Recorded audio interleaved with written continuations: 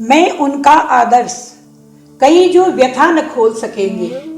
पूछेगा जग किंतु पिता का नाम न बोल सकेंगे। जिनका निखिल विश्व में कोई कहीं न अपना होगा, मन में लिए उमंग जिन्हें चिरकाल कल्पना होगा। नमस्कार मित्रों, मैं निशा पुनः उपस्थित हूँ रामधारी सिंह दिनकर के द्वितीय सर्ग का भाग 1 लेकर। कितना अद्भुत था उस दानवीर कर्ण का चरित्र, सहनशीलता, दानवीरता और धैर्य की प्रतिमूर्ति, किंतु उतना ही जात के नाम पर उपेक्षित। अन्य गुणों के साथ ही कर्ण की गुरु भक्ति की भी एक अनूठी कहानी है। कुछ लोगों ने इसे कर्ण का सबसे बड़ा झूठ भी कहा है। कर्ण के भीतर शिक्षा अर्जन की बहुत तीव्र अभिलाषा थी, किंतु उस काल में किसी शूद्र जाति को विद्या ग्रहण करने की सामाजिक मान्यता नहीं थी, जिसका प्रमाण हमें एकलव्य की कहानी में भी दिखता है। उस काल में 2 बड़े गुरु हुए, द्रोणाचार्य तथा परशुराम। कर्ण द्रोणाचार्य से शिक्षा लेना चाहते थे, किंतु रंग ढंग से कर्ण को यह ज्ञात हो चुका था कि द्रोणाचार्य निश्चल होकर उन्हें धनुर्विद्या नहीं सिखाएंगे। अतः शास्त्रार्थ सीखने के लिए वह उस समय के महाप्रतापी वीर परशुराम जी की सेवा में पहुंचे। परशुराम संसार से अलग होकर उन दिनों महेंद्रगिरी पर्वत पर रहते थे, किंतु उनका प्रण था कि ब्राह्मण जाति के युवकों के अलावे और किसी को शास्त्रार्थ की शिक्षा नहीं दूंगा। किंतु जब कर्ण के तेजोपीत शरीर को और उनके कवच कुंडल को देखा, तब उन्हें स्वयं भाषित हुआ कि यह ब्राह्मण का बेटा होगा। और कर्ण ने गुरु की इस भ्रांति का खंडन भी नहीं किया कि मां के पेट से ही स्वर्ण के कवच और कुंडल पहने कर्ण का जन्म हुआ था। तो आइए सुनते हैं उस महान धनुर्धर की गाथा, जिसकी धनुर्विद्या स्वयं भगवान परशुराम की देन थी। भाग 1 में महेंद्रगिरी पर्वत पर परशुराम जी के आश्रम के दृश्य का वर्णन करते हुए दिनकर लिखते हैं, शीतल विरल एक कानन शोभित आदित्यका के ऊपर, कहीं उच्च प्रश्रवण चमकते झरते, कहीं शुभ्र निर्झर। जहाँ भूमि समतल सुंदर है, नहीं देखते हैं पाहन, हरियाली के बीच खड़ा है विस्तृत एक उटज पावन। आसपास कुछ कटे हुए पीले धनखेत सुहाते हैं, ससक मूस गिलहरी कबूतर घूम घूम कर खाते हैं। कुछ तंद्रिल अलसित बैठे हैं, कुछ करते शिशु का लेहन, कुछ खाते शाकल्य दीखते बड़े तुष्ट सारे गोधन। हवन अग्नि बुझ चुकी, गंध में वायु अभी तक माती है, भीनी भीनी महक प्राण में मादकता पहुंचाती है। धूप धूम चर्चित लगती हैं, तरु के श्याम छदन कैसे पलक झपक रहे हो शिशु के अलसित कजरारे लोचन जैसे। बैठे हुए सुखद आतप में मृग रोमंथन करते हैं, वन के जीव विवर से बाहर हो विश्रब्ध विचरते हैं। सूख रहे चीवन रसाल को नन्ही झुकी टहनियों पर नीचे बिखरे हुए पड़े हैं इंगुत के चिकने पत्थर। अजीन दर्भ पलाश कमंडल, एक ओर तप के साधन, एक ओर है टंगे धनुष तुणीर तीर बरछे भीषण। चमक रहा तृणकुटी द्वार पर तृणकुटीर द्वार पर एक परश आभाशाली, लौह दंड पर जड़ित पड़ा हो मानो अर्ध अंशुमाली। श्रद्धा बढ़ती अजीन दर्भ पर परशु देख मन डरता है, युद्ध शिविर या तपोभूमि यह समझ नहीं कुछ पड़ता है। हवन कुंड जिसका यह, उसके ही क्या है ये धनुष कुठार। जिस मुनि की यह शुरुआत, उसी की कैसे हो सकती तलवार।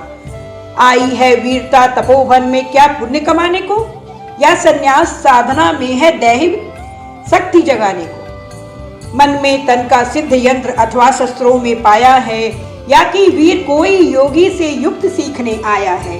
परशु और तप दोनों वीरों के ही होते हैं सिंगार। क्लीव न तो तप करता है, न तो उठा सकता तलवार। तब से मनुष्य दिव्य बनता है, खड्ग विकार से लड़ता है, तन से समर भूमि से लेकर काम खड्ग ही करता है, तन की समर भूमि में लेकर काम खड्ग ही करता है। किंतु कौन नर तपोनिष्ठ है यहाँ धनुष धरने वाला, एक साथ यज्ञाग्नि और असी की पूजा करने वाला। कहता है इतिहास जगत में एक ही नर ऐसा है, कहता है इतिहास जगत में हुआ एक ही नर ऐसा, रण में कुटिल काल सब क्रोधी, तप में महासूर्य जैसा।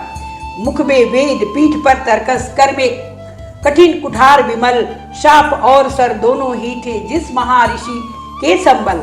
यह कुटीर है उसी महामुनि परशुराम बलशाली का, भृगु के परम पुनीत वंशधर व्रती वीर प्रणपाली का।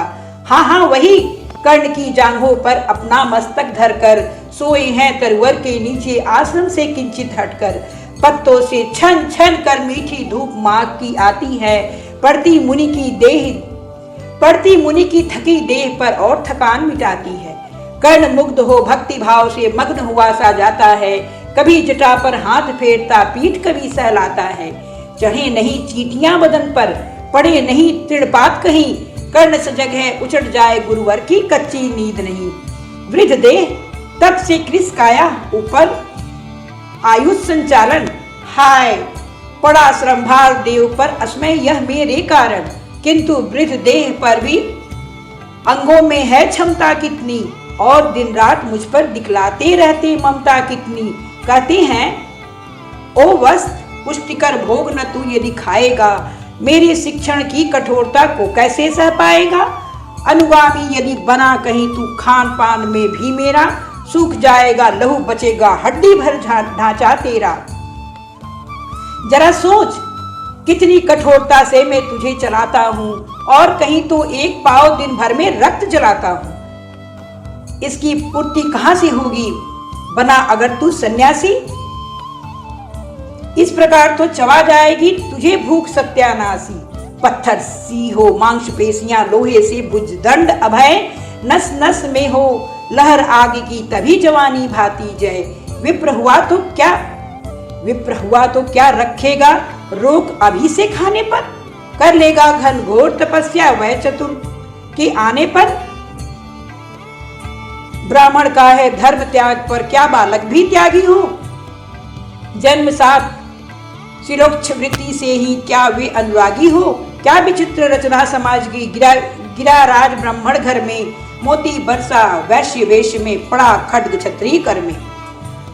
खड्ग बड़ा उद्धत होता है,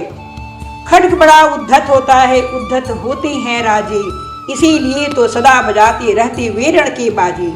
और करे ज्ञानी ब्राह्मण क्या, असी विहीन मन डरता है, राजा देता मान भूप का वह भी आदर करता है।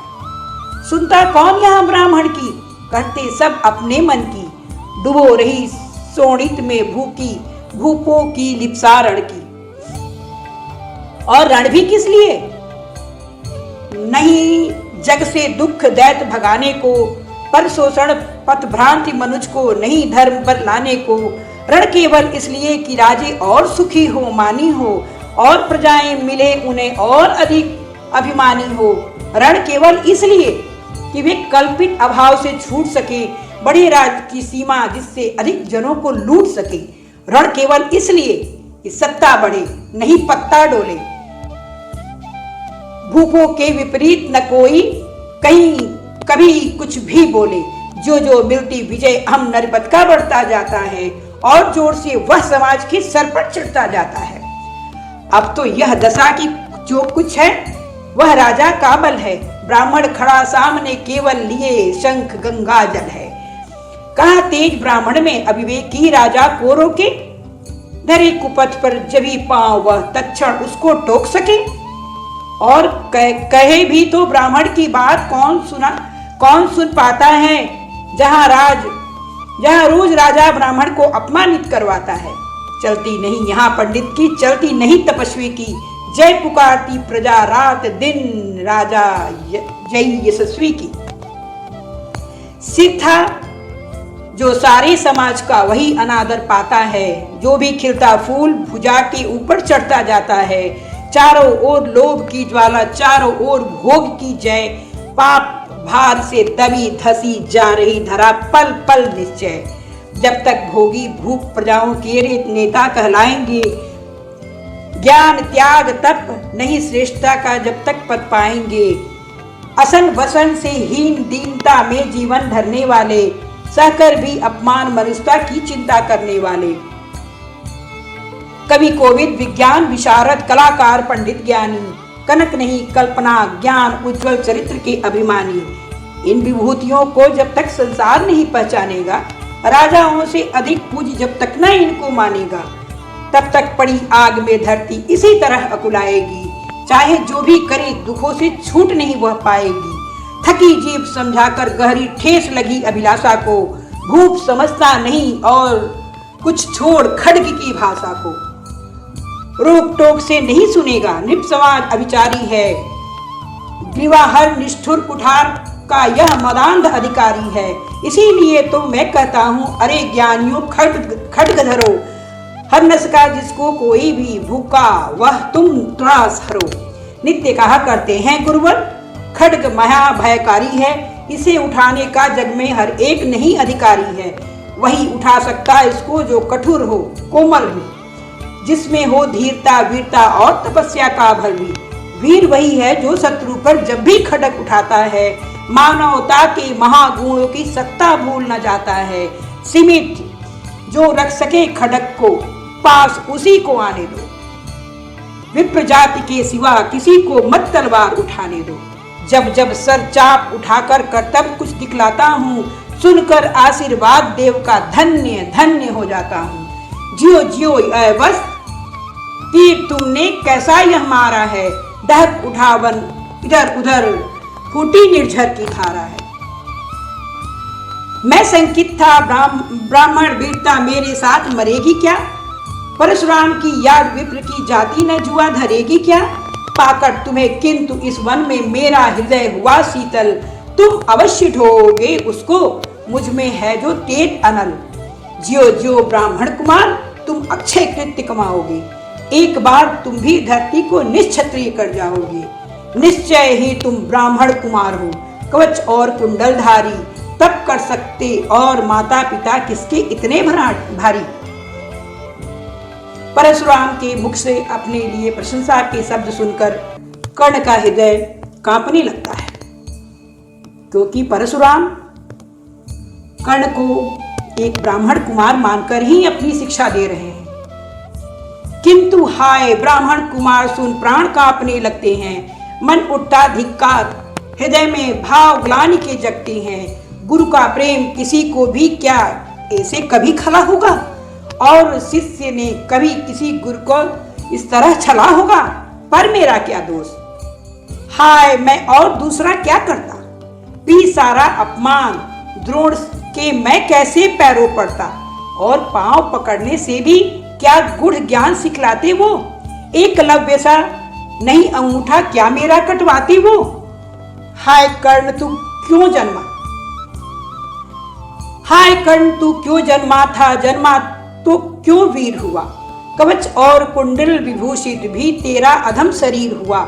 धस जाए यह देश अतल में, गुण की जहां नहीं पहचान, जाति गोत्र के बल से ही आदर पाते हैं जहां सुजान। नहीं पूछता है कोई तुम व्रती वीर या दानी हो, सभी पूछते मात्र यही तुम किस कुल के अभिमानी हो। मगर मनुज क्या करे, जन्म लेना तो उसके बस की बात नहीं, चुनना जाति और कुल अपने बस की तो बात नहीं। मैं कहता हूं अगर विधाता नर को मुट्ठी में भरकर कहीं छींट दे ब्रह्मलोक से ही नीचे भूमंडल पर, तो भी विविध जातियों में ही मनुज यहाँ आ सकता है। नीचे है क्यारियां बनी तो बीच कहाँ जा सकता है। कौन जन्म लेता इस कुल में, आकस्मिक ही है यह बात छोटे कुल पर, किंतु यहाँ होते तब भी कितने आघात। हाय जाति छोटी है तो भी सभी हमारे गुण छोटे, जाति बड़ी तो बड़े बने वो, रहे लाख चाहे खोटे। गुरु को लिए कर्ण चिंतन में था जब मग्न अचल बैठा, तभी एक बिस्किट वहां से आसन के नीचे बैठा। वज्रदंड वह लगा कर्ण के उर को कुतर कुतर खाने और बनकर छिद्र मांस के मंद मंद भीतर जाने। आगे की रचना हम द्वितीय सर्ग भाग 2 में सुनते हैं।